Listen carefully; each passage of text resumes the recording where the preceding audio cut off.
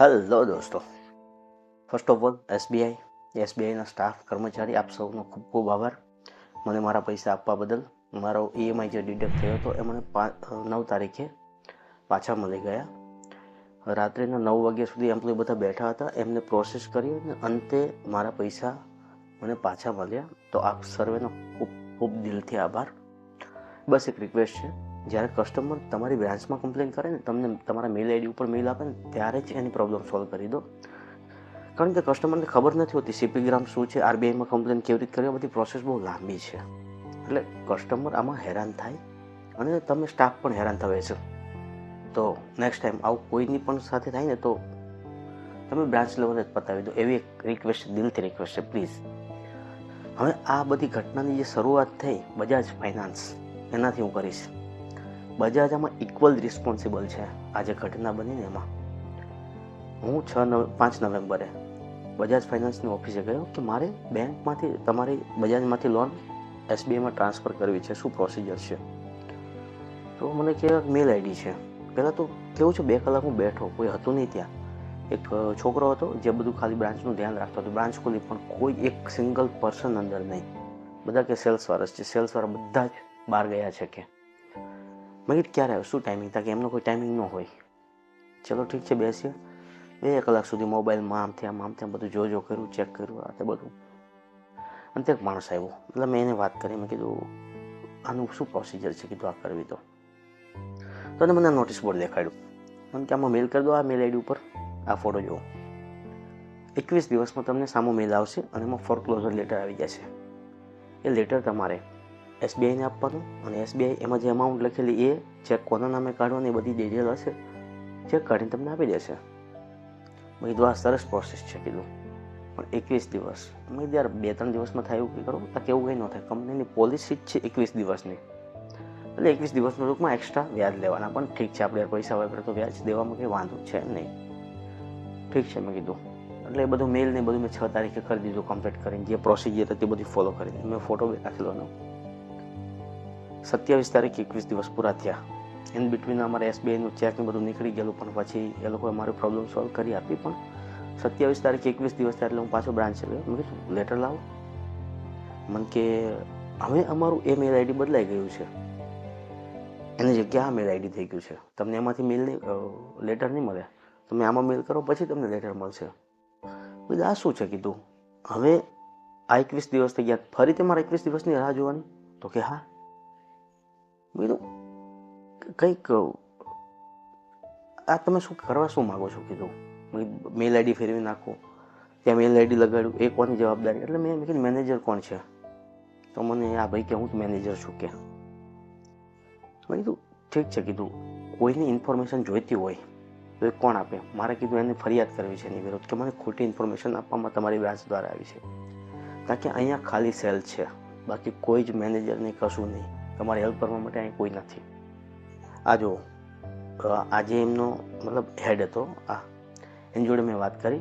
જો શું વાત કરે છે, બહુ વ્યવસ્થિત વાત કરી. પણ મતલબ સર્વિસના નામે શું છે જોઈ લો, પછી તમને આગળ વાત કરું. તમારું મેનેજર છો તમે? હું સેલ્સ મેનેજર છું અહીંયા બ્રાન્ચની. તો કોઈ પબ્લિકને તકલીફ પડે, આ બરોબર, આ અત્યારે તમે બદલું બરોબર મેલ આઈડી લગતી તકલીફ માટે કસ્ટમર કેરનો મેલ આઈડી અને મોબાઈલ નંબર બી છે. બ્રાન્ચ ઉપર કોઈ કસ્ટમર આવે મારા જેવા, તો એને હેલ્પ કરવા માટે કોણ? કોઈ નહીં. કસ્ટમર કેરનો મેલ આઈડી અને મોબાઈલ નંબર છે. મેલ આઈડી અને મોબાઈલ નંબર. મેલ આઈડી તો તમારો હું ફોટો પાડીને ગયો હતો, એમાં તો કંઈ વાંધો નહીં, બીજા બધા બી છે. કદાચ માણસથી ભૂલ થઈ ગઈ છે તો બીજા છે મેલ આઈડી. પણ માણસની ભૂલ થઈ ગઈ તો એકચ્યુઅલમાં એ બ્રાન્ચ ઉપર કોઈ માણસ આવે તો એની હેલ્પ કોણ કરે? તમે મને ખાલી કહી દો. માણસ કોઈ બ્રાન્ચ ઉપર આવે, ભણેલો કોઈ માણસ નથી, એને નોટિસ બોર્ડમાં ખબર નથી પડતી કે કસ્ટમર કેરમાં ખબર નથી પડતી, એની હેલ્પ કોણ કરે?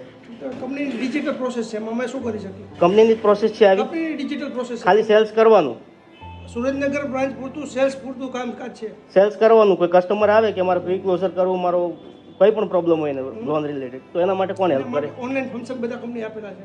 ઓફલાઈન કશું નહીં. ઓફલાઈન કોઈથી બી હું તો ભણેલો છું, કોઈ ભણેલો નહીં. મારી વાઈફ કદાચ આવી, માની લો એનું નામ બી છે, એ ભણેલી નથી, એ આવી તો શું કરવાનું? કંપનીએ પ્રોસેસ કરી છે, એમાં હું શું કરી શકું?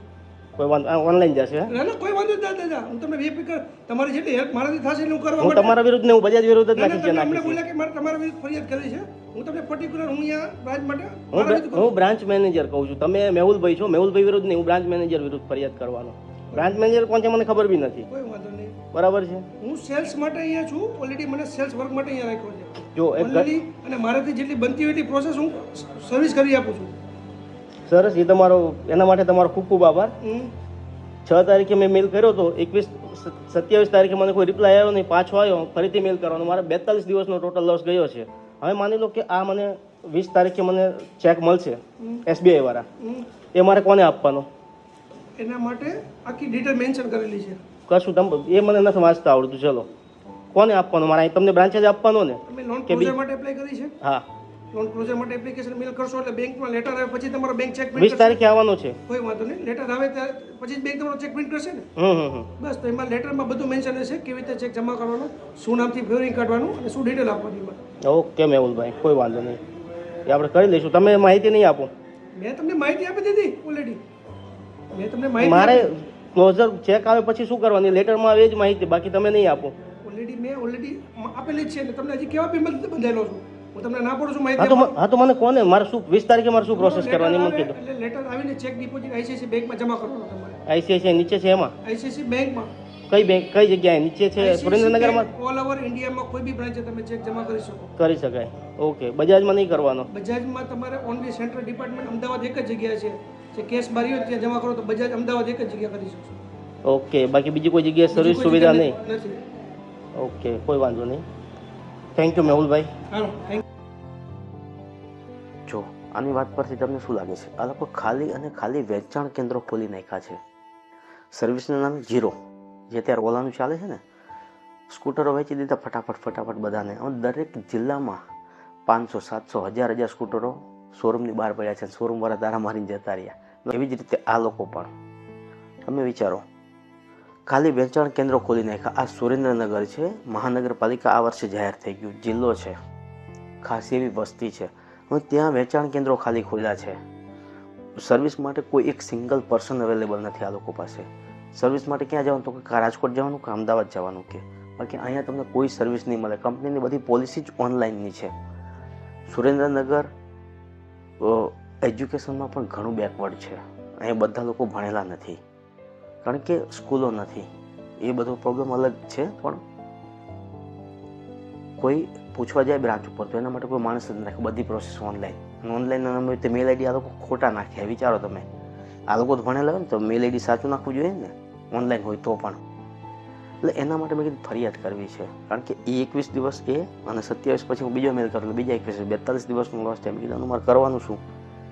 બાકી તો તમારે જે કરવું એ કરી શકો. કે હવે આ લોકોની જ્યારે આ જ વર્ષે શેર આ લોકોએ બહાર પડ્યા, 170-80 રૂપિયા સુધી ભાવ જતો રહેલો. અત્યારે કેટલો ભાવ છે ખબર? ખાલી 95 રૂપિયા, 95 રૂપિયા. એનું કારણ શું ખબર છે? આ લોકોની આટલી થર્ડ ક્લાસ સર્વિસ. એક કિરાણાની દુકાન લઈને જે માણસ બેઠો ને 5-5 રૂપિયાની વસ્તુ આપે, ચા ખાંડ આપે, ગોળ આપે, તેલ આપે, આની સર્વિસ સારી હોય છે. અને આ લોકો આવડા પૈસા બનાવે છે, લાખો કરોડો રૂપિયા લૂંટે છે. બનાવે છે ને, લૂંટે છે હું કહીશ. અને સર્વિસના નામે કોઈ માણસ અવેલેબલ નથી આમની પાસે. હવે આ બજાજ ફાઇનાન્સની હું કમ્પ્લેન કરીશ, એક તો CP ગ્રામ અને એક RBIમાં. જોઈએ પછી શું એક્શન લેવાય છે આના ઉપર. કારણ કે આવી રીતે તો આ લોકો મતલબ કેટલા લોકોને લૂંટતા હશે બિઝનેસના નામે. કહેવાય બિઝનેસ, પણ લિટરલી આ લોકો લૂંટે જ છે. આવી રીતે પોતાના જાત નિયમો બનાવીને 21 દિવસને આ તેને પહેલું બીજું બધું લાગે. મતલબ ડિજિટલ યુગમાં પ્રોસેસ એક દિવસની હોય, કે આજે જે કંઈ પ્રોસેસ કરો ને કાલે પતી જવી જોઈએ. 21 દિવસ છે ને, કારણ કે આ લૂંટવાનું એક રૂપિયો પણ કેવી રીતે લૂંટવો ને એ છોડતા નથી આ લોકો. તો જોઈએ અને પછી આ બે ફરિયાદ કરું એના પછી શું થાય છે એની પણ હું અપડેટ સોશિયલ મીડિયામાં આપીશ. ત્યાં સુધી જય હિન્દ, જય ભારત.